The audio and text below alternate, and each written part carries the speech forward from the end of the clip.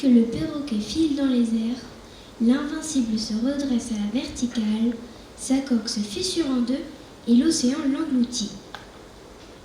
Gonzalo de la Rabida scrute l'horizon, bouche bée, incapable de détacher son regard de l'endroit précis où se tenait l'invincible quelques minutes plus tôt. À sa place flotte un lit de débris, des bouts de voile déchirés, des caisses de bois éventrées, quelques tonneaux que le courant malmène au gré du vent. Certains marins, même s'ils ont très vite compris que tout était perdu, ont sauté du canot pour nager en direction de l'invincible. Philippe n'arrive pas à effacer son sourire. Il n'est pas ravi de ce naufrage. Il est même plutôt inquiet pour la suite des événements. Mais tout ça ne vaut rien comparé à la curiosité mauvaise qui l'anime. Comment va réagir Gonzalo? Va-t-il se mettre à pleurer, comme un gamin dont on aurait cassé le jouet? Le ciel est à nouveau clair. Les nuages ont commencé à se disperser dès la caravelle engloutie. L'orage semble s'éloigner. Il a claqué le temps du naufrage. Pas une goutte de pluie ne s'est déversée. Cessez de nager, ça ne sert à rien. Revenez ici tout de suite. Hurla tue-tête le jeune capitaine. Et ce cri de rage, où se mêlent la colère, la panique et la peur aussi, lui fait du bien. Il lui remet les idées en place. Dépêchez-vous, le dernier au canot recevra son coup de fouet. Un ultime éclat de tonnerre gronde derrière le volcan. Cayenne, Flibuste, Morbleu et Malluné sont soulagés. Plus question de quitter l'île maintenant. Mais ils ne sont pas pour autant sains et saufs. Babord, lui, est dépité. À quelques secondes près, il aurait pu conserver son secret. Aucun besoin de révéler l'existence du trésor. C'est la bête, gémit Malluné. c'est forcément la bête. Autant profiter de cette opportunité pour faire diversion, se dit-elle. Toi, la vieille, tais-toi. Non, je vous assure, cette île est maudite.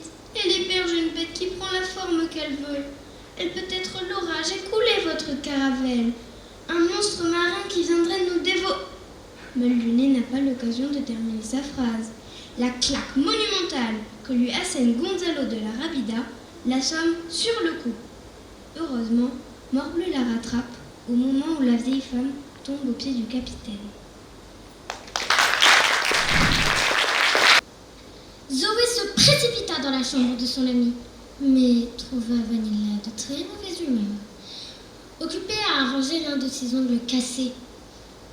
Lorsqu'elle apprit qu'il était question de passer 2 jours en pleine forêt, elle explosa.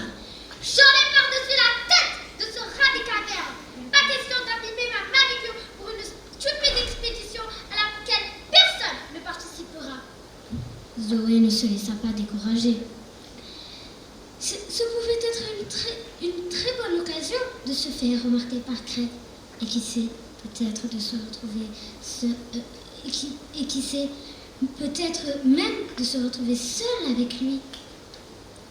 Mais le lendemain matin, les étudiants d'Oxford ne tenaient plus en place à l'idée de participer à une vraie épreuve de survie. Les 12 places disponibles avaient été réservées en un temps record. Et tous attendaient avec curiosité de connaître leur zone d'affection dans la forêt.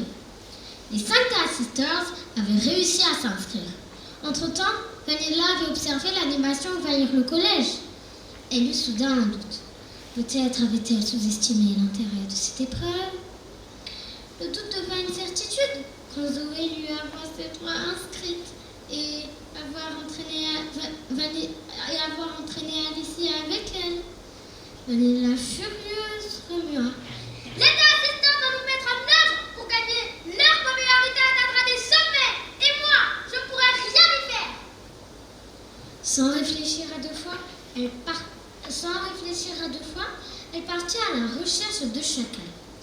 Elle le trouva à la cuisine, en train de discuter joyeusement avec la cuisinière Randouillette.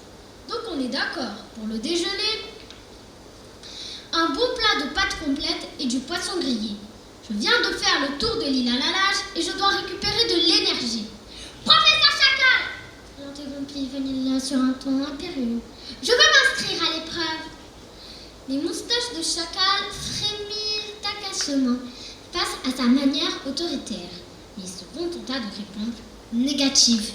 Les inscriptions sont terminées. Rageusement, Vanilla tapata de la pâtée par terre. Mais je l'exige. Et moi, je te répète qu'il n'est plus le temps, petite mozzarella. En plus de Randouillette, un autre témoin qui passait là par hasard avait assisté à la scène. Élie Calamar. Élie avait rendez-vous avec les Théassisters. Peu de temps après, elle s'empressa de raconter cet échange d'amabilité à ses amis. Le professeur Chacal l'a vraiment appelée petite mozzarella, s'exclama Pamela. Oui, et il a planté là, confirma Élie en ricanant. Vanilla était rouge de rage. Bien fait pour elle. Comme ça, elle apprendra qu'on ne peut pas toujours tout commander, sermonna Violette.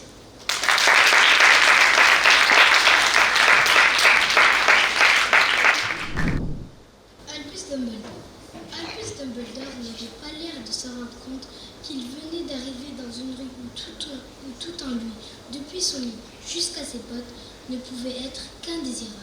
Il était occupé à chercher quelque chose dans sa longue cape, mais sembla s'apercevoir qu'il était observé, car il leva brusquement les yeux vers le chat qui avait toujours le regard fixé sur lui à l'autre bout de la rue. Pour une raison quelconque, la vue du chat parut l'amuser. Il eut un petit rire et marmonna. « J'aurais dû m'en douter. » Il avait trouvé ce qu'il cherchait dans une poche intérieure. Apparemment, il s'agissait d'un briquet en argent. Il en releva le capuchon, le tendit au-dessus de sa tête et l'alluma. Le réverbère le plus proche s'éteignit. Alors, avec un petit claquement, l'homme alluma à nouveau le briquet. Le réverbère suivant s'éteignit à son tour. 12 fois, il actionna ainsi les ténoirs, jusqu'à ce qu'il ne reste plus aucune lumière dans la rue, à part 2 points minuscules qui brillaient au loin. C'étaient les yeux du chien, toujours fixés sur lui. Quiconque aurait regardé par une fenêtre en cet instant, même M. Dursley et ses tout petits yeux perçants, aurait été incapable de voir le moindre détail de ce qui se passait dans la rue. Dumbledore rangea son éteignoir dans la poche de sa cape et marcha en direction du numéro 4. Lorsqu'il fut parvenu, il s'assit sur un muret à côté du chat. Il ne lui accorda pas un regard, mais après un moment de silence, il lui parla. « C'est amusant de vous voir ici, professeur McGonagall, dit-il. » Il tourna la tête pour adresser un sourire au chat tigré, mais celui-ci avait disparu. Dumbledore souriait à présent. Une femme d'allure sévère, avec des lunettes carrées, qui avait exactement la même forme que les motifs autour des yeux du chat. Elle aussi portait une cape d'un vert émeraude. Ses cheveux étaient tirés en un chignon serré. Elle avait l'air singulièrement agacée. « Comment avez-vous su que c'était moi ?» demanda-t-elle. « Mon cher professeur, je n'ai jamais vu un chat se tenir d'une manière aussi raide. Vous aussi, vous seriez un peu raide si vous restiez toute une journée sur un mur de briques, répondit le professeur McGonagall. Toute la journée, alors que vous auriez pu célébrer l'événement avec les autres. En venant ici, j'ai dû voir une bonne douzaine de fêtes et de banquets. Le professeur McGonagall, d'un air courroucé, oui, je sais, tout le monde fait la fête, dit-il, avec agacement. On aurait pu penser qu'il serait plus prudent, mais non, pas du tout. Même les Moldus ont remarqué qu'il se passe quelque chose. Ils en ont parlé aux nouvelles. Elle montra d'un signe de tête la fenêtre du salon des Dursley, plongée dans l'obscurité. Je l'ai entendu moi-même.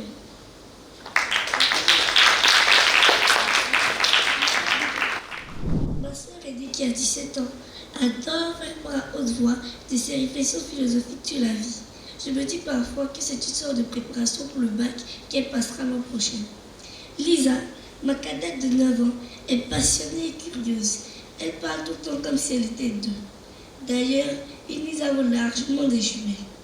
Luna, la petite dernière, a 6 ans et elle aime plus que d'être entendue. Pour cela, elle peut utiliser de multiples canaux, les cris, les hurlements, les pleurs et les mixer. Quant à moi, Laure, la 4e L de la famille, j'ai 13 ans et j'ai aussi besoin d'exprimer mes opinions, même si je dois monter le son pour qu'on m'entende. Notre mère, Stéphanie Join, était aussi bavarde que nous à notre âge, précise-t-elle comme mon père se plaint. Aujourd'hui, elle est infirmière en pédiatrie à l'hôpital d'Iker et elle sait se taire pour écouter ses filles chéries. Une surprise m'attend puisque ma sœur aînée est au volant. et ma mère à la place du passager. Depuis que Lou a obtenu son compte, elle est en conduite accompagnée. Toutefois, mes parents ne sont pas pressés de laisser dans le volant. Lou est venue chercher en voiture à l'école, me postillonne Lisa à la figure alors que je m'assois à ses côtés sur le siège arrière. Waouh, tu nous ramènes à notre immeuble? Je demande à l'intéressée. Bah oui, me répond-elle en grimaçant. Pour passer le permis, je dois avoir roulé 3000 km en conduite accompagnée. Au rythme où vont les choses, je serai grand-père avant ce soir. J'ai tout de même réussi à convaincre maman. Lisa et Luna applaudissent à tour en criant « Merci maman !» Celle-ci se tourne vers nous en souriant très bizarrement, comme si elle avait du mal à lever les deux coins de sa bouche. Ma soeur nous dit de boucler nos ceintures, puis elle enclenche la marche arrière. Un horrible grincement retentit.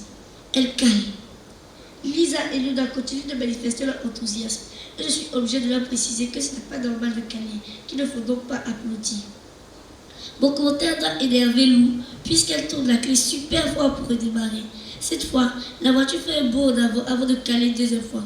On sursaute. J'aime bien quand tu conduis, Lou, même si la voiture n'avance pas, déclare Lisa qui n'a pas l'air rassurée. Moi aussi, lance Luna. C'est plus rigolo qu'avec maman, il y a des surprises. J'essaie de cacher mon sourire, mais quand elle ajoute, c'est un peu comme dans un manège, on saute. Je ne peux pas m'empêcher de bouffer. Lisa se met à rire, ce qui provoque l'hilarité de Luna. Lou et maman se retournent vers nous et elles finissent par nous imiter. Cette petite pause détente fait du bien à Lou, puisqu'elle nous ramène rue du Moulin Vert sans le mot de soubresaut. En descendant de la voiture, maman retrouve son vrai sourire. Lisa et Luna et moi, on escorte Lou en triomphe jusqu'à l'appartement. Alors que je regarde les messages qui m'attendent sur mon téléphone, mon humeur joyeuse s'écoule exactement comme les gâteaux de papa quand il est soir du four. Harry m'a écrit 3 fois. Il m'arrive un truc de ouf, de vide. Alors, je pars en mer samedi prochain pour un long voyage et je passerai 5 jours sur le kata de Valérie. Truc de ouf.